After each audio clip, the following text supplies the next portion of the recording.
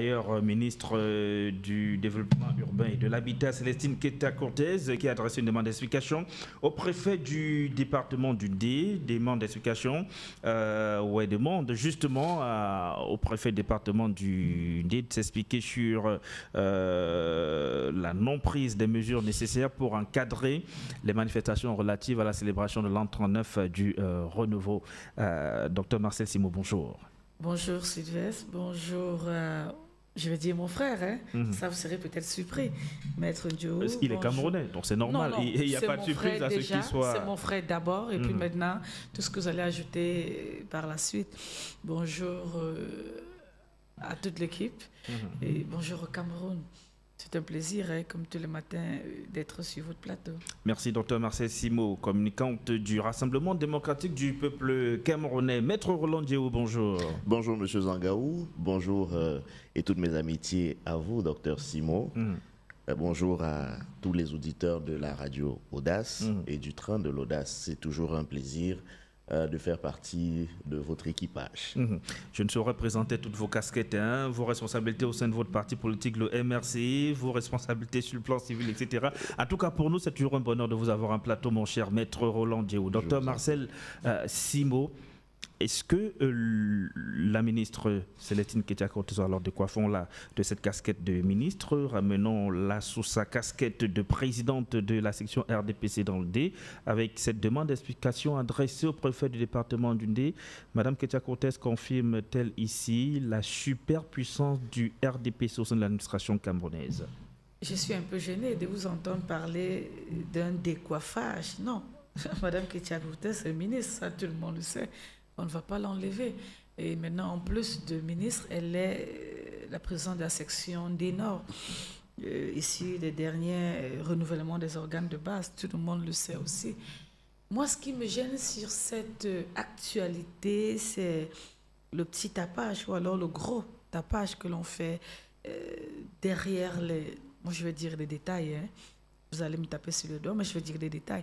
Parce que lorsqu'on regarde la lettre adressée au préfet, déjà, il y a un premier élément qui devrait attirer notre attention. Confidentiel. Ça porte à croire que Madame le ministre ou alors la présidente de section des Nord ne voulait pas, n'est-ce pas, attirer la lanterne de Monsieur Tout-le-Monde. Elle s'adressait, pardon, simplement à quelqu'un ou alors à une personnalité, à une autorité par rapport à une situation précise. Mais on a souvent l'impression qu'au RDPC, vous avez cette facilité de transposer un problème pour le ramener à un autre. Là, le problème que nous posons ce matin, c'est celui de l'acte posé par Madame le ministre. Qu'elle est faite de manière confidentielle ou pas, il y a un problème de fond. J'y arrive très progressivement. Je ne veux pas directement chuter. J'y arrive très progressivement. Déjà, on voit le caractère confidentiel qui montre à dessein que l'action est ciblée ou alors que l'intention est ciblée. Ce n'est pas Monsieur Tout-le-Monde qui devrait être au courant de l'action.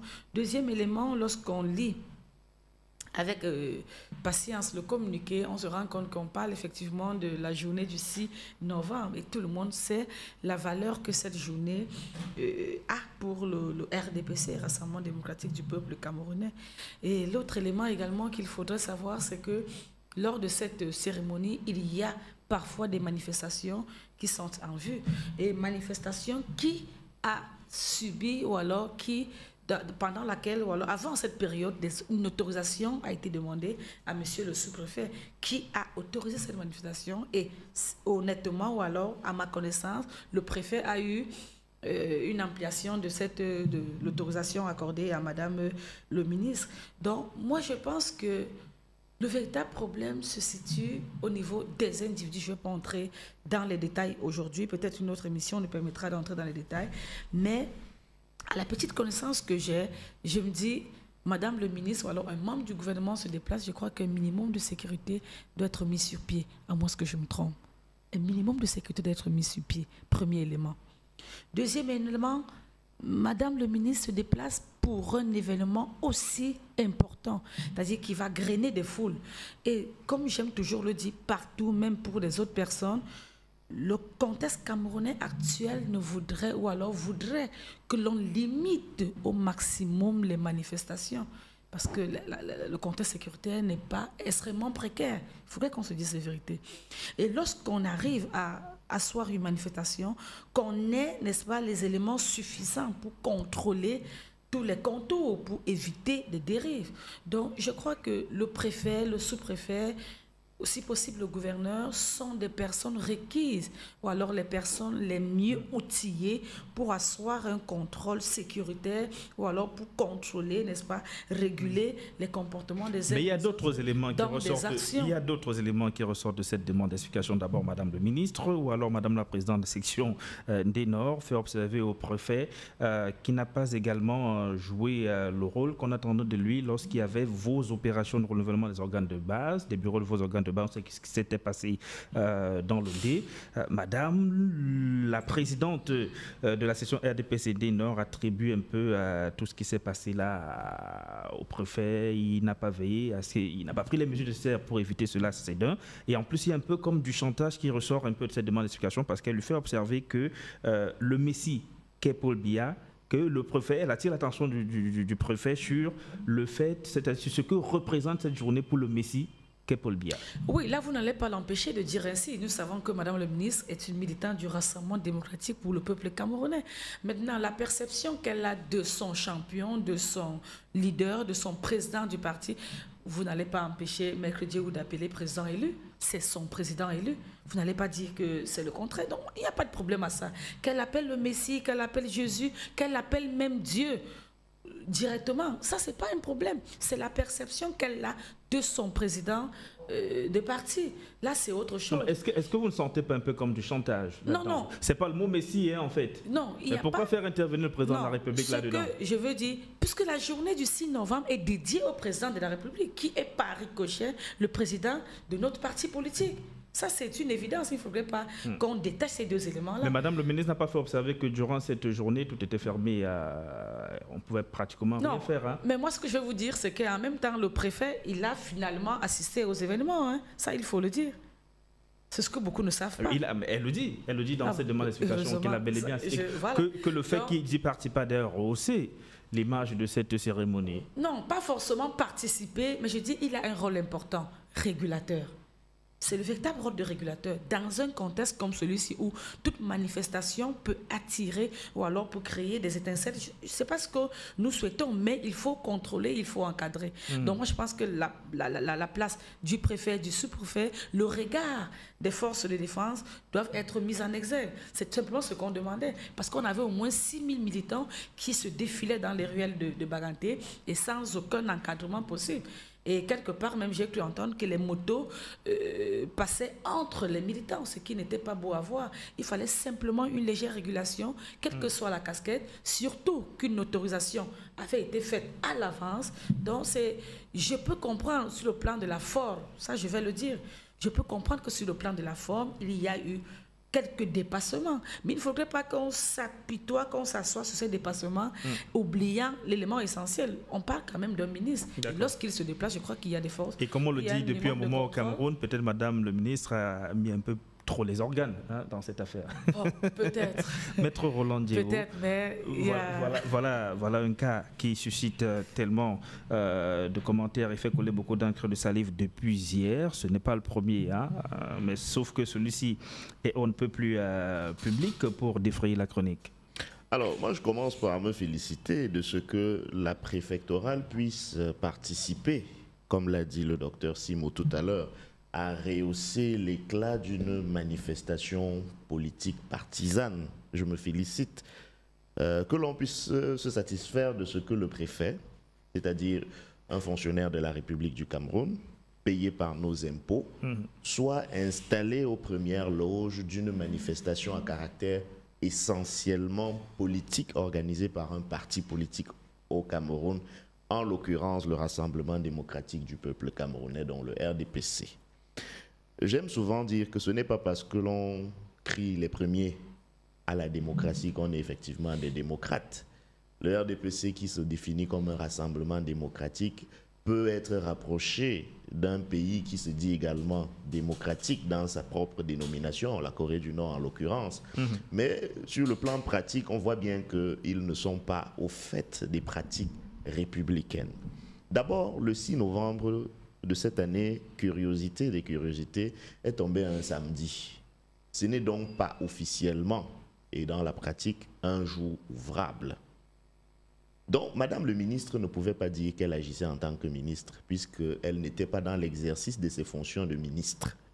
Et vous parlez de la sécurité. Oui, les ministres, les membres du gouvernement, les autorités, les institutions ont une garde rapprochée. C'est un fait. Mais là, on vous parle d'une manifestation publique d'un parti politique, le RDPC en l'occurrence. Vous savez, quand il s'agit du MRC, pour risque de troubles graves à l'ordre public, on interdit une manifestation. Mais quand c'est pour le RDPC, alors que Madame le ministre d'ailleurs se plaint qu'elle ait été exposée à des risques de troubles à l'ordre public, on n'a pas cru devoir interdire la manifestation. On n'a pas cru devoir l'encadrer, parce que je crois qu'elle pose le problème, en tout cas entre autres, de l'encadrement. Mais sur la forme, je vais commencer mon analyse par des questions de forme. Sur la forme, le courrier a beau être confidentiel, mais il est quand même un courrier qui émane du cabinet du ministre. C'est la République qu'on a utilisée pour écrire. Qui a le cachet de la République, la signature de Madame le ministre. Le papier en tête de la République, les références de la République, le cachet, le sceau. On dit le cachet, c'est quelque chose de... Le sceau de la République, les emblèmes de la République, adressés à un préfet, dans un ton plutôt désobligeant, qui a été qualifié à fort à propos de demande d'explication.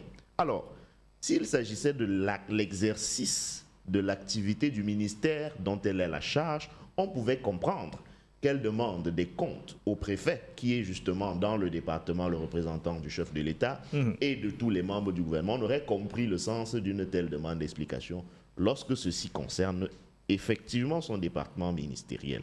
Mais il s'avère que dans le cas d'espèce, elle n'écrit pas au préfet pour des questions d'ordre administratif.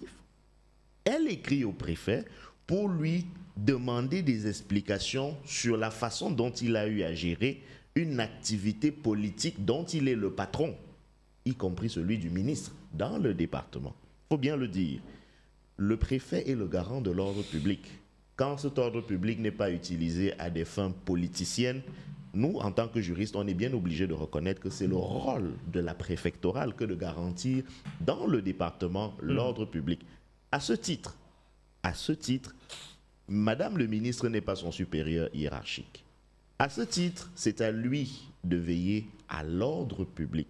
Il n'a donc pas de demande d'explication à recevoir d'un ministre, fût-il originaire du département et par ailleurs autorité politique ou responsable ou cadre politique d'un parti politique exerçant ses activités dans la région. D'ailleurs, dans un pays normal, un acte comme celui-là serait suffisant pour au moins blâmer le RDPC en tant que parti politique, parce que ça, c'est s'écarter des pratiques et des règles républicaines.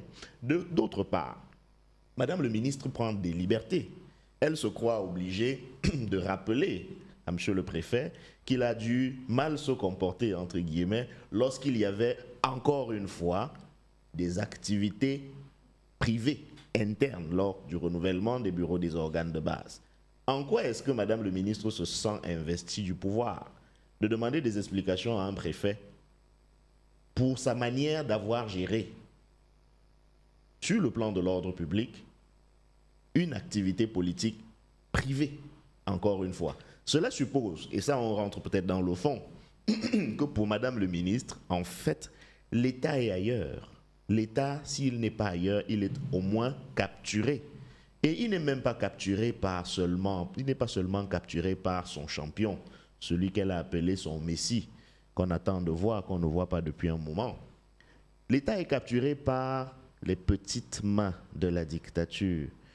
Je crois que ce qui s'est démocratisé le plus au Cameroun, c'est la dictature. Il y a de petits dictateurs un peu partout. Et Madame le ministre Kwecha donne l'exemple de ce qu'elle se considère comme le président de la République dans le Ndé. Sa fonction de ministre lui donne le droit de demander des explications à un préfet donc à la République, pour une activité qui se déroule dans son parti politique. Pourtant, administrativement, c'est bien le préfet qui représente le président de la République. En effet, mais elle estime que c'est elle le président de la République et elle est son porte-parole. D'ailleurs, elle estime qu'elle peut transmettre le sentiment que peut avoir le messie, entre guillemets, de sa formation politique vis-à-vis du préfet. Ça ressemble même à du trafic d'influence, ça ressemble même à du chantage. Je ne dirais pas de gros mots, mais ça pourrait s'y apparenter. Donc, nous sommes là dans, effectivement, du deux poids, deux mesures. Nous voyons bien comment d'autres formations politiques ont du mal à mener des activités sur le terrain. Dans l'Undé en particulier, c'est un département qui m'est très cher. Nos camarades ont du mal, ont toutes les peines du monde à simplement se réunir. Quand il ne s'agit même pas de manifester sur la voie publique, simplement se réunir. Madame le ministre, toujours dans ces mêmes attitudes, pourrait bien être celle-là qui joue de son entre-gens pour que justement la préfectorale, dans l'Undé, empêche aux activités d'autres partis politiques comme le MRC de se déployer librement. Je voulais également souligner un point particulier. C'est que ce 6 novembre en particulier, quand on en vient à célébrer chaque année l'accession au pouvoir de quelqu'un, nous sommes à la 39e édition. Est-ce que vous vous êtes posé la question un jour de savoir si Emmanuel Macron célèbre son accession au pouvoir, si Barack Obama célèbre son accession au pouvoir? C'est précisément parce que nous sommes dans une logique de patrimonialisation des fonctions publiques. C'est devenu un bien. C'est comme... chasse gardée. Oui, c'est devenu un élément du patrimoine. Je parle là du point de vue essentiellement juridique. C'est-à-dire que vous, M. Zanga, vous avez dans votre patrimoine vos costumes, votre argent, vos terrains, etc. M. Biya, dans son patrimoine, en plus de ce que j'ai cité, le pouvoir. Ça fait partie de ses biens. De sorte que ces sympathisants, ces militants, se croient obligés de se réunir chaque année à une date, le 6 novembre, pour célébrer le fait qu'il soit arrivé au pouvoir, de manière d'ailleurs totalement gracieuse, si l'on s'en tient à l'acte posé par celui que M. Biya appelle lui-même son illustre prédécesseur, puisqu'il n'a jamais été élu par personne. Il a été désigné président de la République et, selon les mécanismes constitutionnels, il est devenu président de la République. Il se maintient à cette fonction-là jusqu'aujourd'hui à travers des élections toujours, je dis bien toujours, contestées. Donc, il n'y a que dans ce genre de régime où l'on considère le pouvoir comme une question de patrimoine et donc de féodalité. J'intègre la notion de féodalité parce que si on a un seigneur central, les Quechas, les Madame Quechas se considèrent simplement comme des seigneurs locaux. Et donc, c'est une logique de répartition féodale du pouvoir, de sorte que l'État, pour eux, n'existe pas. L'État, pour eux, n'a aucune signification. Mais Maître Roland Dioula, là, maintenant, je convoque le juriste que vous êtes dans le droit administratif. Oui. Est-ce que le préfet a obligation de répondre à cette demande d'explication? Encore que ce n'en est pas une. Je vous l'ai dit il y a un instant, Madame le ministre n'est pas, dans le cas d'espèce, son supérieur hiérarchique. Il peut simplement considérer que personne ne lui a écrit. Il peut considérer, je vais convoquer un terme juridique, il peut appliquer à cette correspondance la théorie de l'inexistence. Il peut considérer que cette correspondance n'existe simplement pas. Est-ce que ce n'est pas sachant cela que Madame le ministre met en avant le sentiment que pourra avoir le président de la République à la présidence? Elle met ce qu'elle veut dans cette correspondance. Si vous demandez l'avis du juriste, je dis que cette correspondance est nulle et non avenue. Maintenant, on est sur le plan politique. Le préfet peut avoir compris la menace politique sous-jacente. C'est à lui d'apprécier, c'est à lui de gérer s'il y a lieu. Mais je serais étonné, Madame le docteur Simon l'a dit tout à l'heure, mais je serais étonné qu'il y ait eu une simple déclaration de manifestation publique. Je serais très étonné, d'abord parce qu'elle-même parle d'autorisation. Au RDPC, on ne sait pas que pour des manifestations publiques, on ne demande pas l'autorisation. On fait une déclaration. Donc, je serais étonné que la section concernée du RDPC ait fait la déclaration à la sous-préfecture. Ce n'est même pas à la préfecture, c'est à la sous-préfecture qu'on fait la déclaration. Je serais étonné. Et pourquoi Madame le ministre écrit au préfet? Et pourquoi Madame le ministre écrit? Le préfet a ampliation de cette... Pourquoi donc vous saisissez le sous-préfet de votre déclaration de manifestation publique et il y a des débordements au lieu de demander au préfet à supposer qu'elle restait sous sa casquette de présidente des sections. Elle a le droit d'écrire au sous-préfet. Elle a même le droit d'écrire au préfet en sa qualité de président de sous-section, mais ça, ce serait sur le papier en tête du RDPC. Elle aurait émis... Et avec un ton différent. Avec un ton différent, hein, le ton d'un citoyen qui s'adresse à l'autorité administrative, évidemment. Elle aurait pu demander au sous-préfet, ou elle aurait pu se plaindre au niveau du sous-préfet de l'absence de mesures d'encadrement de la manifestation qu'elle aurait précédemment déclarée, éventuellement en indiquant les références de la déclaration pour bien montrer au sous-préfet que je ne me plains pas pour rien, je me plains parce que j'ai quand même fait la démarche et cela aurait dû impliquer de votre part, du point de vue juridique, au regard de la loi de 90 sur les manifestations publiques, un encadrement de la dite manifestation.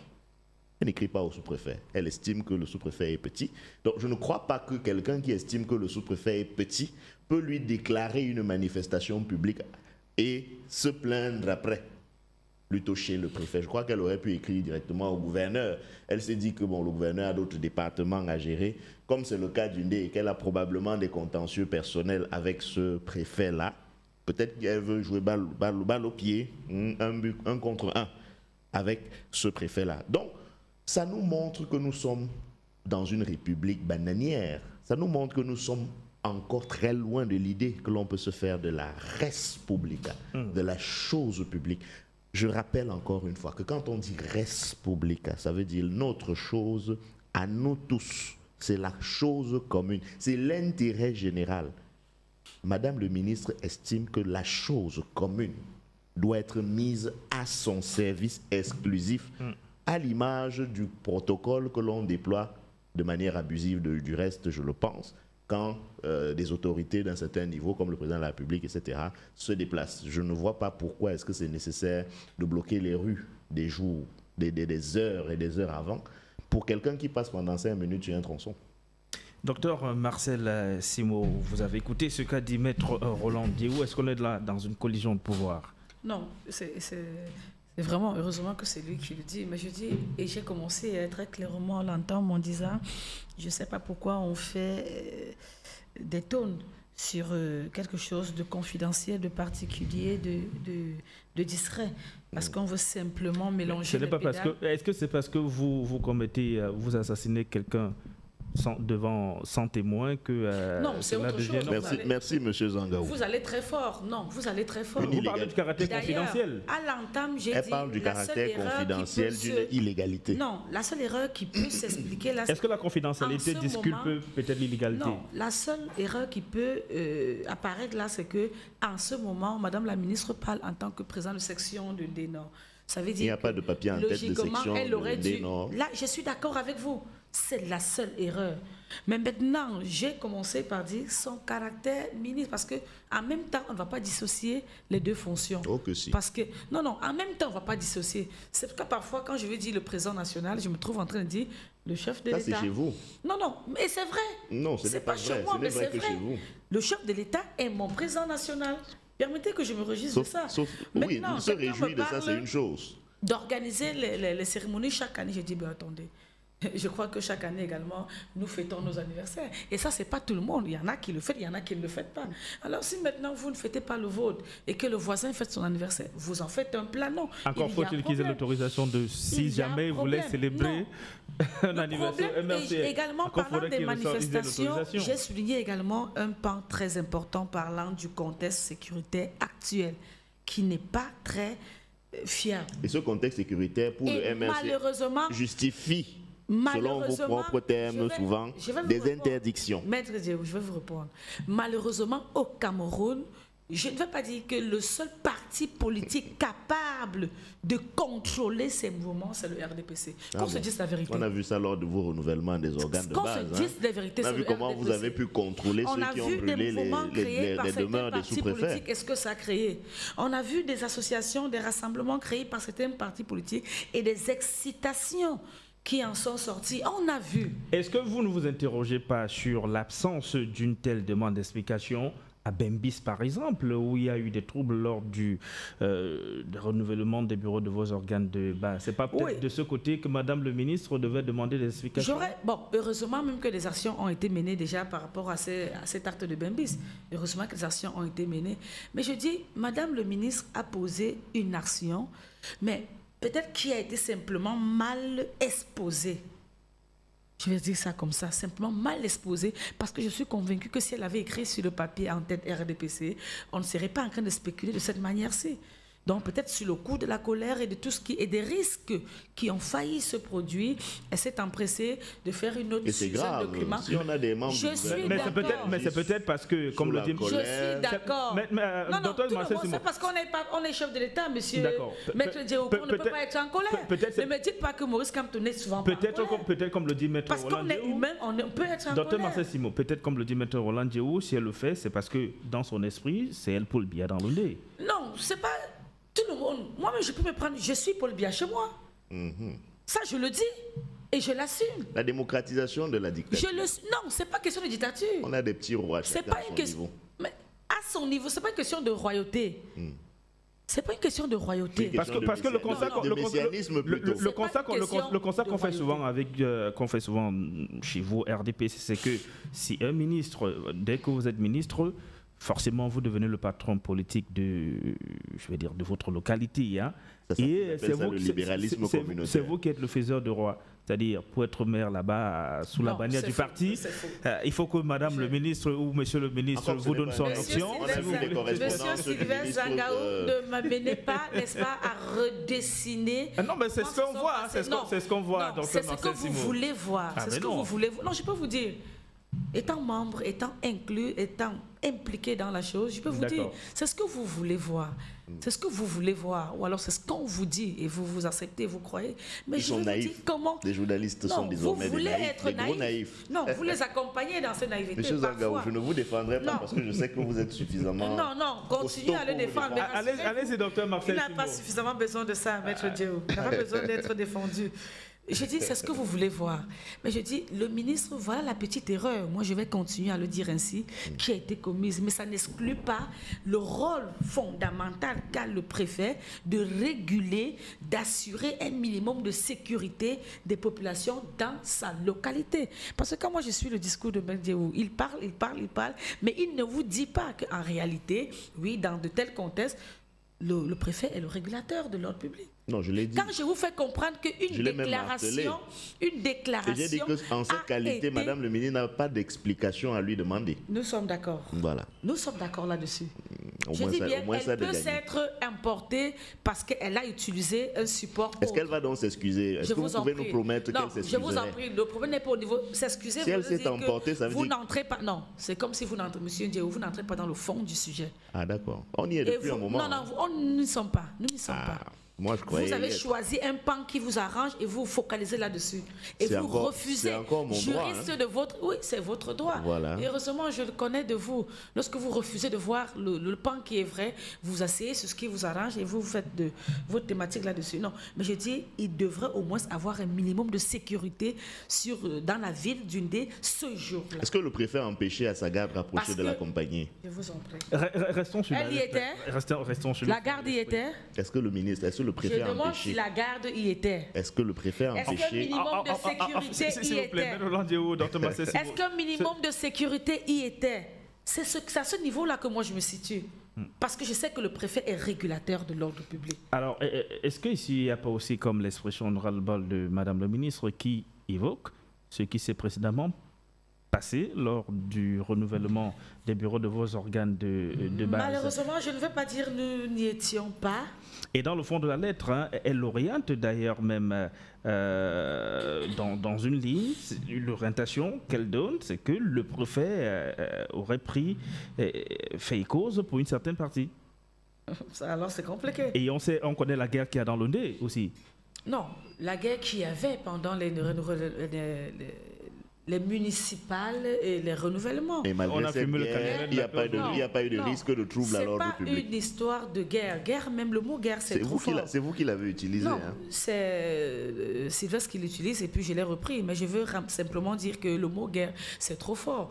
C'est normal que pendant une élection, moi ça je l'ai toujours démontré, c'est normal que pendant un mouvement, que 2 enfants, 3 enfants se mettent à vouloir accéder à la même chose et que ça fasse de petits bruits. C'est pourquoi je dis guerre, c'est trop dit. Parce qu'au finish, vous vous rendez compte que c'est des enfants d'un même espace, ces enfants d'un même territoire, ces enfants, je veux pas aller jusqu'à dire un même village. C'est pour ça que le concept guerre, je ne voudrais pas l'utiliser. C'est qu'il y a eu des mouvements dans le Ndé et ça fait ce que ça fait.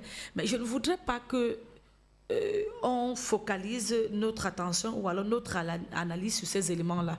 Parce qu'à chaque fois qu'on va focaliser sur le papier qui a été utilisé par Madame la ministre, sur les antécédents politiques, sur ci et sur ça, on ne va pas voir l'élément essentiel qu'elle soulignait, la sécurité. Et je crois que c'est le fondamental lors d'un événement comme celui-là, lors d'une journée comme celle-là, parce qu'on avait au moins 6000 militants en mouvement. Vous comprenez combien la ville était en extase. Et tout ce qu'elle voulait, c'était les cadrer, les rassurer, n'est-ce pas, les mettre dans une condition minimale de sécurité. Au-delà de ces faits de baganter, l'autre pan de la question, c'est cette super puissance du RDPC au sein de l'administration. On le voit. Si on repart du côté de Bembis, le sous-préfet faisait quoi de manière impliquée dans le processus de renouvellement de vos organes de base? On le voit ça et là. Le n'était pas impliqué. Sylvestre Diago, je vous ai dit, j'ai eu la chance quand même de conduire ces élections pendant 2 mois à Vourissin. Mais vous n'étiez pas à Bembis. J'ai pas vu de sous-préfet. Non, c'est ce qui s'est passé à Bembis. On en a abondamment parlé. J'ai pas vu de gouverneur. Mais maintenant, ça ne voudrait pas dire qu'il ne peut pas être là, parce qu'en même temps, il faudrait bien qu'on sache son rôle. J'ai dit bien le rôle de régulateur. Et je crois que c'est lui qui a ce rôle en premier. Dans un espace où il estime que des troubles peuvent détruire et la sensibilité et la sécurité de l'espace, il faudrait bien qu'il assure un minimum. Bon, ce sont vos camarades même qui dénoncent ça souvent, hein, où une autorité administrative qui a pris fait cause pour l'un des candidats, veut absolument imposer ce candidat-là. Mais à ce moment-là, à ce moment, cette autorité est donc impliquée dans votre jeu politique. Malheureusement, si ce qui ne devrait pas être le cas. Oui, malheureusement, si ce que vous dites, c'est ce qui s'est passé. Vos camarades le disent beaucoup. Des camarades, moi je dis ce que je connais. Je dis ce que je connais. Le préfet a le devoir d'encadrer des mouvements, d'assurer un minimum de sécurité à ces populations. Et lorsque j'ai commencé à suivre l'histoire de Bembis pendant les renouvellements, c'est parce que ça commençait à jaser de toutes parts. Il est important, et surtout que les actions se menaient tout près de la sous-préfecture. Et vous savez que maintenant, les sous-préfets logent juste à côté. Donc, il était important qu'ils viennent réguler ou alors assurer un minimum de contrôle. Bon, maintenant, s'il a été impliqué dans l'action de prendre parti ou d'imposer un candidat, je peux comprendre la position. Est-ce que Madame le ministre avait été obligée d'en arriver jusque-là? Un simple coup de fil n'aurait pas suffi? Monsieur le préfet, l'autre jour, j'ai constaté ceci, mais qu'est-ce qui s'est passé? Un simple coup de fil. C'est autant de méthodes. Vous pensez qu'un simple coup de fil, quelqu'un n'aurait pas, comment on appelle ça? Quelqu'un n'aurait pas enregistré ce coup de fil et balancé comme ce message confidentiel qui a été envoyé? Ça aurait pu être une conversation entre 2 personnes qui se respectent. Non, la même réaction, alors le même comportement de Maître Ndiaye serait toujours mis en exergue, c'est une évidence. Non, ce n'est pas mon comportement qui la réaction, l'analyse que vous aviez faite sera toujours faite, même si c'était par audio que l'action avait été posée. Docteur Simon, prêtez-moi autre chose, pas les mots et les idées. Non, je ne vous prête pas les mots et les idées. Je lis simplement votre posture et je la respecte. Mais je dis, la seule erreur qui a été commise par Madame la présidente de section des Nord, c'est qu'elle a utilisé un format qu'elle n'aurait pas dû utiliser. Et puis, il ne faudrait pas qu'on élastifie des détails pareils. C'est la seule chose qu'elle a utilisée. Et le rôle, la présence, ou alors l'interpellation du préfet voudrait seulement que l'accent soit mis sur la sécurité, parce que le contexte actuel le nécessite ou alors le voudrait de plus en plus, ou encore pour un jour important comme le 6 novembre. Alors, Madame le docteur Marcel Simot parle d'un jour important, Madame le ministre parle d'un jour extrêmement important pour le Messie. Maître Roland Djehou, pour vous qui n'êtes pas du RDPC, ce 6 novembre, qu'est-ce qu'on retient finalement? 39 ans après. 39 ans après. Alors, je n'ai aucun problème à ce que les gens fêtent leurs anniversaires. D'ailleurs, moi, je fête souvent les miens. Heureusement. Mais nous sommes dans le contexte précis d'une république capturée, d'une république confisquée. Et là, je cite le professeur Maurice Kamto dans un ouvrage culte qu'il a commis il y a déjà plusieurs années de cela, L'urgence de la pensée. Nous sommes effectivement dans une république capturée parce qu'elle est capturée au sens physique du terme, prise en otage par une horde de citoyens, de concitoyens qui se croient finalement non seulement au-dessus de nos lois, mais également au-dessus de nos concitoyens. Ils sont des privilégiés. Nous sommes dans une république de privilèges où certains ont des droits qu'ils d'ailleurs se réclament exclusifs et qui ne comprennent pas que les mêmes droits puissent être reconnus à leurs concitoyens. Je vois dans la manifestation des activités du 6 novembre la célébration de cette république de privilèges. Cette république de personnes qui, parce qu'elles revendiquent soit une proximité, soit un amour, soit une appartenance à un parti politique ou à un mouvement politique ou à un courant politique, se donnent des libertés, notamment de violer par exemple la loi de 98, la liberté de manifester. Rarement ces manifestations sont déclarées, rarement. De deux, très souvent, ces manifestations donnent l'impression que nous sommes un jour férié, une autre entorse à la République.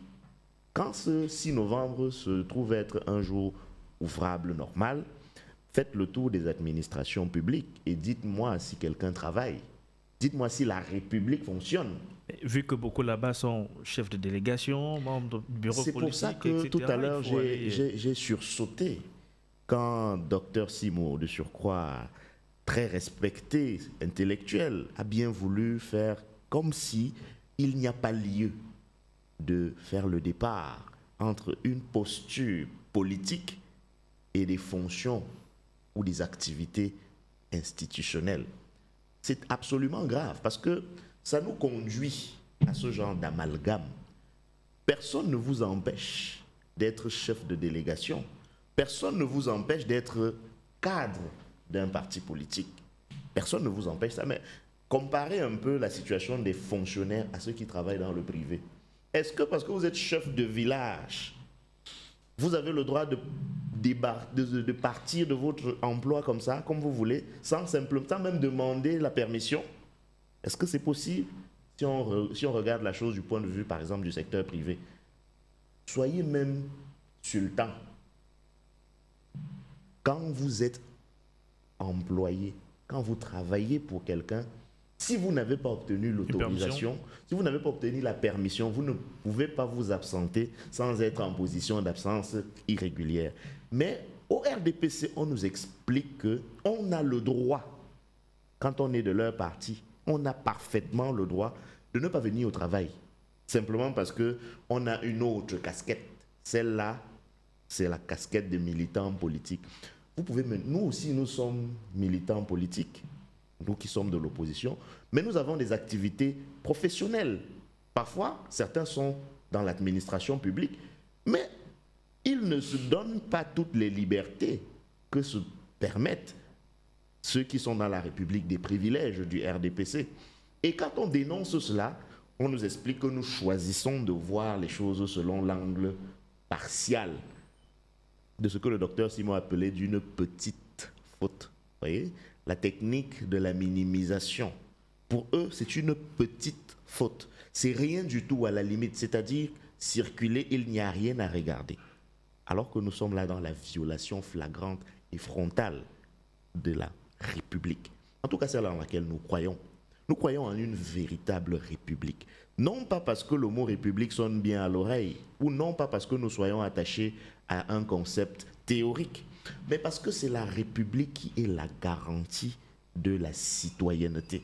Et dès lors que nous nous considérons comme des citoyens, c'est-à-dire égaux en droit et en devoir, il nous est chevillé au corps le respect de cette égalité et la lutte contre les privilèges sur la base desquels, lesquels ne sont d'ailleurs basés sur rien d'objectif. Maintenant, revenons sur l'héritage des 39 ans du renouveau. Qu'est-ce que vous vous en retenez? Alors, je n'ai pas 39 ans. Je n'ai pas encore 39 ans. Mais les 39 ans du renouveau ont réussi à me rendre nostalgique d'une époque que je n'ai pas connue. C'est-à-dire que le témoignage de ceux qui ont quand même pu vivre l'époque de l'illustre prédécesseur du Messie de Madame Courtès nous ont souvent parlé de cette époque de manière nostalgique. De sorte que nous, qui n'avons connu finalement que ce que vous appelez rigueur sans rigueur et moralisation sans morale, sommes finalement nostalgiques d'une époque que nous n'avons même pas connue. On peut tous être d'accord sur le problème fondamental du régime du feu président Amadou Ahidjo relativement aux droits fondamentaux, aux libertés publiques, etc. Mais on peut également reconnaître de manière quasi unanime que le Cameroun, dans cette période-là, était un pays à revenus intermédiaires qui pouvait s'apparenter à un avion qui a amorcé son décollage. Ce que nous voyons aujourd'hui, et je cite encore une fois le professeur Maurice Kamto, c'est un avion qui est en train de cracher. Voilà ce qu'on peut avoir comme résultat de 39 ans. Quelqu'un qui est arrivé au pouvoir en disant qu'il souhaite que l'on retienne de lui, qu'il sera celui qui a apporté la démocratie et la prospérité. Jugeons-le sur ses propres objectifs déclarés. En ce qui concerne la démocratie, il a fallu qu'il y ait des blessés par balle, des personnes piétinées par balle à Bamenda, pour qu'il y ait la libération de la scène politique et l'avènement du multipartisme. Ce qu'on présente comme un don, une magnanimité de M. Biya est en fait le fruit du combat des Camerounais. Ça, c'est d'une part. D'autre part, les acquis. Et c'est bien lui qui a lâché du lest, non? Il n'a pas lâché du lest, il n'avait pas le choix. Il n'avait pas le choix de deux points de vue tout au moins. Je ne vais pas rentrer dans une analyse plus large, mais au moins deux éléments permettent d'affirmer qu'il n'avait pas le choix. D'abord, sur le plan interne, il y avait le contexte que vous décrirez mieux que moi. Vous êtes des journalistes reconnus, donc vous avez certainement plus d'éléments que moi sur la période 1989-1992. Songez que cela commence par des personnalités d'envergure comme le bâtonnier Yondo Black, qui est jugé devant le tribunal militaire pour avoir pensé créer un parti politique. C'est M. Biya, c'est sous le régime de M. Biya que le bâtonnier Yondo Black est jugé pour avoir osé créer un parti politique. Celui qu'on dit après qu'il a offert le multipartisme au Camerounais. Faites attention.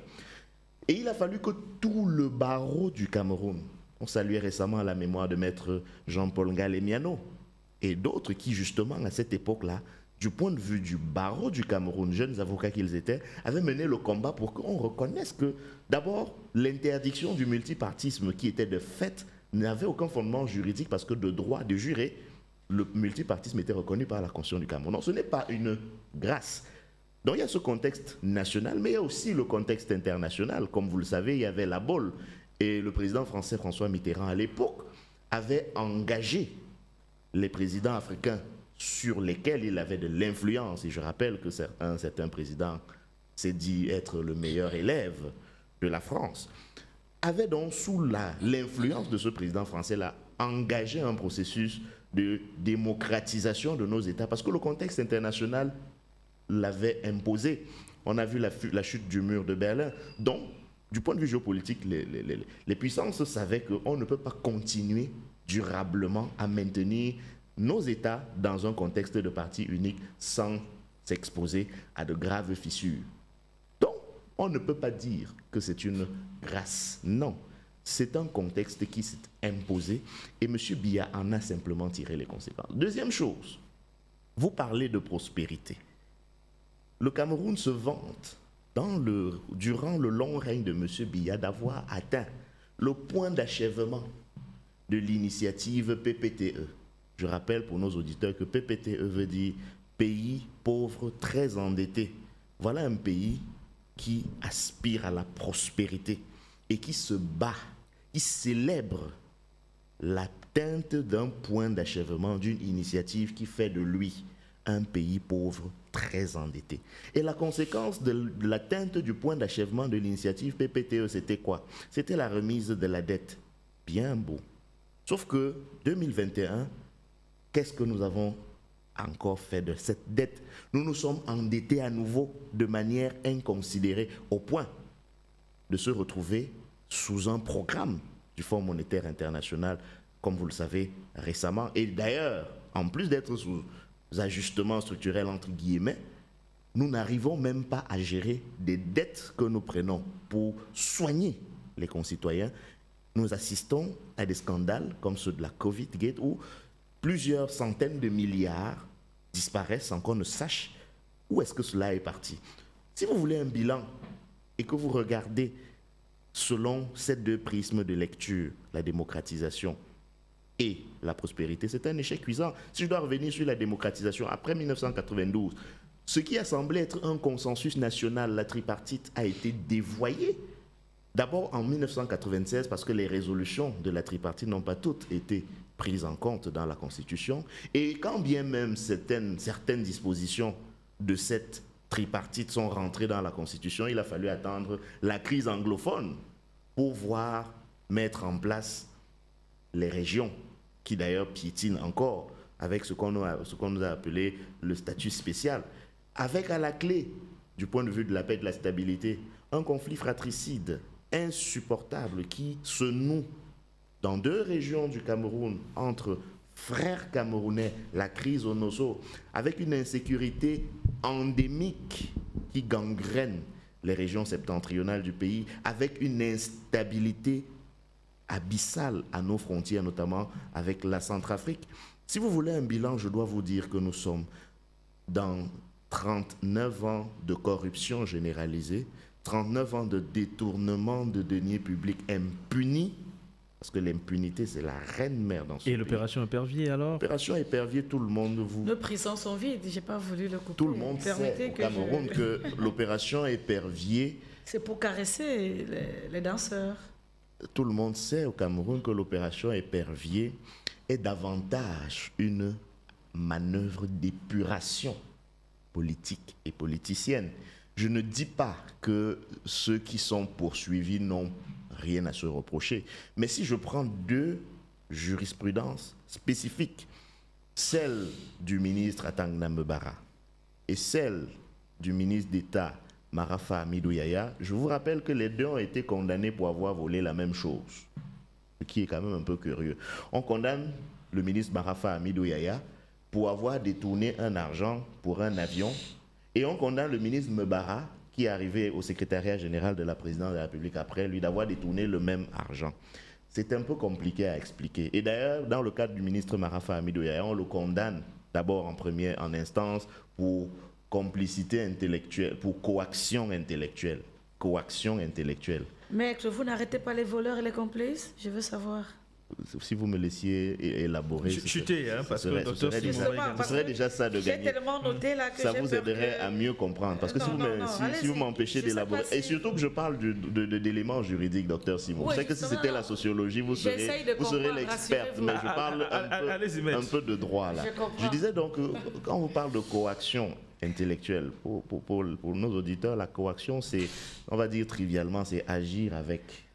Comment pouvez-vous démontrer l'action intellectuelle ou la coaction intellectuelle? La Cour suprême s'est rapidement corrigée en parlant de complicité intellectuelle.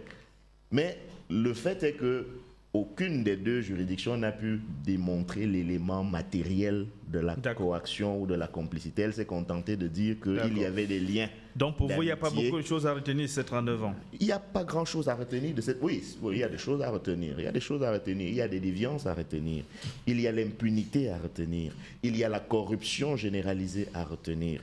Il y a les scandales à n'en plus finir. Vous vous rendez compte que à peine sorti du Covid... Non, à peine sorti de Cangate, nos camarades ont fait de la prison parce qu'ils ont dénoncé la gestion de plus de 3 000 milliards pour les chantiers d'une canne qui a glissé. À peine sortis de là, nous sommes retombés dans un autre gate, c'était Covid Gate, rapidement étouffé. Et récemment, nous sommes dans un autre gate qui concerne le financement de vos confrères. Je ne sais pas si si Radio Audace a bénéficié de financement de la ligne 94 jusqu'ici, ce sont les efforts d'un individu. Et dans tout ça, on observe quand même que celui qui se fait le chantre de la rigueur et de la moralisation, tenez donc, on me parlait de l'opération Épervier. D'accord, Maître Roland Diaw. Là, l'Épervier a perdu ses ailes. Alors, docteur Marcel Simot, c'était 39 ans pour Maître Roland Diaw, bilan totalement négatif. Oui, mais avant de parler des 39 ans, et ça, vous le verriez avec plaisir du haut de mes 42 ans. Ça, je vais le dire. Mais moi, j'ai entendu Maître Diaw parler de manifestation de la République, et je vais dire vraiment, il ne faudrait pas que nos frustrations de positionnement nous empêchent de voir la réalité ou de voir les choses clairement. Tellement on a envie d'y être qu'on décide délibérément de voir tout noir. Non, ça ne nous conduit à rien. Les manifestations du 6 novembre sont généralement les manifestations propres à un parti politique qui est le RDPC. Jamais quelqu'un d'autre n'a été évité, sinon les sympathisants, comme nous les appelons. Voilà comment on conçoit ce jour-là. Il nous parle de... Et des autorités administratives. Non, il nous parle de confiscation de l'autorité ou alors de toutes les actions gouvernementales. Je dis, ben c'est faux. C'est parce que cette année, c'est-à-dire ce 6 novembre 2021, nous avons eu la chance que c'est tombé un samedi. On a eu des jours où le 6 novembre est tombé des jours de semaine. Moi, je me souviens des années quand Feu Françoise Foni vivait encore. Nous, on la célébrait généralement au niveau de Bepanda, comment on appelle, Tendon, je ne sais pas, quelque chose comme ça. Ah oui, ce boulevard-là. Voilà, ce boulevard où je finissais mes cours avant d'y aller. Lorsqu'il vous parle d'entrer dans les bureaux administratifs et tout est furieux, je dis, ben c'est faux, soyons sérieux. C'est un jour de travail. Maintenant, s'il a observé ce comportement à 1-2 personnes, qu'il ne la généralise pas non plus. C'est un jour de travail. Non, nous ne sommes pas dans une logique de minimisation, mais dans une logique réelle et concrète. Que votre désir de positionnement ne vous trouble pas. Je me positionne à quoi, s'il vous plaît? Non, que votre parti prenne le dessus, c'est ça que je parle. Ah, d'accord. C'est cette frustration-là que vous avez. Frustration. Au point où à tous les coups, vous voyez tout noir, vous voyez tout sombre, vous voyez tout pathétique. Et c'est dommage, c'est très dangereux. Okay. Et si on s'arrêtait à un moment, on se dit, oui, c'est pas notre tour, mais voilà au moins un pan qui est positif. J'attends de Jamais voir on a eu de jour férié. Alors, bon, quand vous parlez maintenant de fête, les autres partis doivent fêter. J'ai bien eu envie de demander le MRC, qu'est-ce qu'il fêtera? C'est la question que j'ai bien voulu poser à mon frère. Maintenant, et je vais encore lui rappeler qu'une déclaration avait été faite concernant la manifestation du 6 novembre 2021. Vous allez m'empêcher d'avoir des doutes. De Madame. Ce que j'ai dit, c'est que j'ai des doutes. Je vous donnerai des éléments. J'ai tous les éléments, j'ai toutes les déclarations. Et une déclaration a été faite et l'ampliation a été envoyée au préfet. Là, Madame la ministre a respecté, voilà. Tu es papier en tête du ministère ou bien de la section?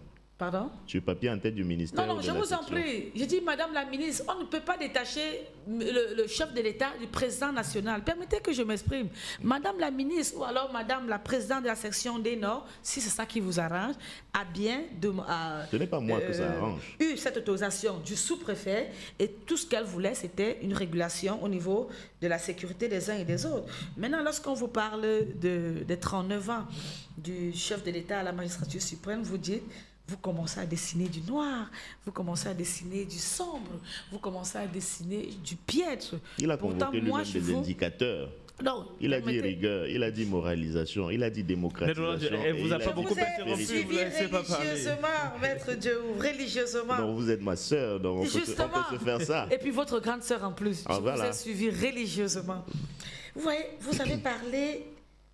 Vous n'avez décrit que du noir. Et j'ai dit, ben c'est dangereux pour un jeune garçon d'une trentaine qui, jusqu'aujourd'hui, ne voit que le noir. Pourtant, moi, je vais dire, il a tout bénéficié du régime. Je peux savoir quoi? Il est d'une intelligence remarquable. Ça, c'est le régime qui le donne, c'est ça? Permettez. Je vais aller très loin. Je veux comprendre. Peut-être que je ne m'en suis pas rendu compte jusqu'ici. Justement, vous refusez de vous rendre compte. Ah, parce que c'est grâce au régime qu'il est intelligent. Une frustration. Ah ben, je vous remercie pour le compliment. Hein. Oui. Que vous refusez de voir les réalités.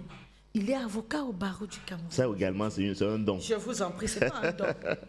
Ce n'est pas un don. Écoutez, madame, Parce pour que devenir non, avocat, permettez, on passe par un concours. On fait des études et on passe des examens. Et on fait même des concours, voilà. des examens. Ça, je sais.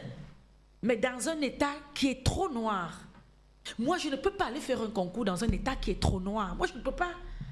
Vous comprenez ce que je veux dire? Vous savez lorsqu'un État est trop noir, je me détache. Il y a des intelligences en Corée du Nord. Non, non, je vous en prie, permettez. Lorsque j'estime qu'un espace est trop noir, je me retire pour aller briller ailleurs. C'est votre souhait. Mais si je reste, on est là, on est ensemble. Parce qu'il y a quelque chose qui est bon. Vous pensez que nous allons partir, vous laisser ce pays? Non, nous avons 39 on va gérer. ans du chef de l'État qui a eu ses hauts, il y a eu ses bas. On ne va pas dire que tout a été rose. Non. Parlez-nous des hauts, donc, puisque je ne vois que des bas. Soyez concret, soyez factuel. Que l'on me mette en cause. Et nul n'était. Les détournements répétés, les comportements atypiques répétés, on serait beaucoup plus loin aujourd'hui. Mais que quelqu'un d'une trentaine vous dise avec honnêteté et les yeux ouverts, comme disait Jean-Michel Cancan, que rien n'est bon, mais il y a problème. Il faudrait bien qu'il aille voir un psychiatre pour voir si tout va bien. Vous allez me conseiller une adresse? Oui, vraiment. Je crois que Dr Djengou, il est là. Merci. Je crois qu'il serait très... C'est très aimable à vous. Il serait très ravi de vous recevoir. C'est très dangereux parce que des actions ont été menées. Sur le plan même de la statistique, on se met à faire des décomptes. Je ne veux pas dire que hier, c'était... Malheureusement, je n'ai pas connu hier. Et moi, ce qui m'étonne, c'est que lui, il n'a même pas vu hier. Parce que moi, j'ai quand même vu l'aube d'hier. Mais je dis honnêtement, je n'ai pas connu hier. Mais j'ai connu aujourd'hui. Et je n'ai pas envie de dire, ne fais pas 39 ans qui veut. Je n'ai pas envie de le dire.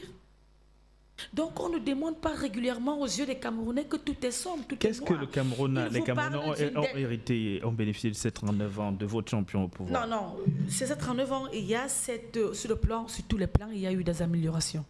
Ça, il faudrait bien qu'on le dise. Prenons seulement sur le plan de la santé. Je crois qu'aujourd'hui, le Cameroun, alors on décompte au Cameroun bon nombre d'hôpitaux spécialisés. Ça, c'est l'œuvre, ce sont des actions qui ont été menées par l'existence du chef de l'État. Et on ne peut que dire merci. On ne peut que dire merci. Sur le plan de l'éducation, on voit, n'est-ce pas, une facilitation dans les enseignements aujourd'hui. Moi, je me rappelle de ma mère qui me racontait souvent, après son bac, ils allaient à Yaoundé 1. Vous vous souvenez? Où c'était la seule université que nous avions au Cameroun. On avait moins de 6 millions d'habitants. Justement, mais ça n'empêchait qu'on se déplace. Moi, je suis née à Konsamba, mes parents sont nés à Konsamba. Après le bac, ma mère a dû se retrouver à Yaoundé parce qu'elle veut poursuivre ses études. Mais aujourd'hui, je vous dis, en Konsamba, vous avez votre bac, vous restez sur place de la maternelle dans toutes vos études universitaires. Là, c'est l'œuvre du chef de l'État. On a des universités d'État en Konsamba aujourd'hui, pour ne pas compter des universités privées. On ne peut pas dire que rien n'a été fait. L'annexe, l'Institut des Beaux-Arts. Voilà. Et on a des IPES à côté qui permettent aux parents planteurs de voir leurs enfants évoluer tout près d'eux. Ils ne sont plus obligés de venir à Douala, à Yaoundé et partout. Après, ça dépend de la filière qui veut le faire aussi. Voilà. Mais quand même, on n'avait même pas cette possibilité-là hier. Mais que proposent ces universités en termes de contenu? Quelle est leur classification? Faites un tour, lorsqu'on vous parle de l'Université des Beaux-Arts, faites un tour et vous verrez. Nous sommes aujourd'hui dans un système de professionnalisation des enseignements. Vous ne pouvez pas dire qu'elle ne propose rien de bon. Que quelqu'un ne vous dise pas que tout est noir. Pourtant, des actions perceptibles sont menées au jour le jour. Et d'ailleurs, qu'il connaît correctement. Mais maintenant, qu'il ne se noie pas dans ce désir absolu de remplacer au point de noircir cette table qui est extrêmement blanche. Son point de vue, c'est son point de vue qu'il a donné. C'est ce que je veux. Et il constate qu'il n'a rien à tirer de ces 39 ans au pouvoir. Et donc, c'est même ingrat à la limite de dire que on n'a pas bénéficié, Et lorsque vous vous efforcez à dire le père de la démocratie, il vous démontre qu'il était obligé. Non, il était démontrer le contraire. On est dans la démonstration. Parce qu'il pouvait serrer les vis. Il pouvait serrer les vis. C'était sa démocratie. Non. puisqu'on vous démontre que Paul Biya est le chef ou alors le père de la démocratie. Et vous voulez nous faire comprendre que non, c'est un vent qui lui est tombé sur la tête. Maintenant, vous parlez d'élections truquées. Vous avez père de la par démocratie avec les nomination. Donc, il a été nommé depuis pendant 39 ans. Ben, non, c'est vous qui le dites, ou alors du moins c'est le MRC qui le dit très régulièrement. John Parce qu'il n'a d'ailleurs rien d'autre à dire. D'accord. De 92 à 82, je crois qu'il y a beaucoup d'actions qui se sont passées. Et jusqu'à 39 ans, il reste le seul et unique choix. Maître Roland Diop, merci d'être venu. C'est moi qui vous remercie, M. Zangaou. Je me ferai le devoir de visiter le psychologue qui m'a été conseillé, en indiquant simplement que, vous le savez, M. Zangaou, nous sommes attachés à l'honnêteté intellectuelle. Un pont de construire, un stade, etc., ne sera plus à reconstruire. Personne ne peut le nier. Seulement, il y a qu'on pouvait être encore plus loin et seulement il y a qu'on pouvait faire les choses avec moins d'argent, plus de rapidité, etc., pour ne donner que cet exemple-là. Merci à vous, Dr Marcel Simot, d'être venu également. Merci à Crépin Ziwa. Ben oui, nous avons ces obligations, cette pression, le flash d'information, en plus de la pub qui doivent intervenir juste derrière. Merci à tous les deux d'avoir été là ce matin. Rendez-vous, s'il plaît à Dieu, demain, lorsqu'il sera 6h30. Au revoir.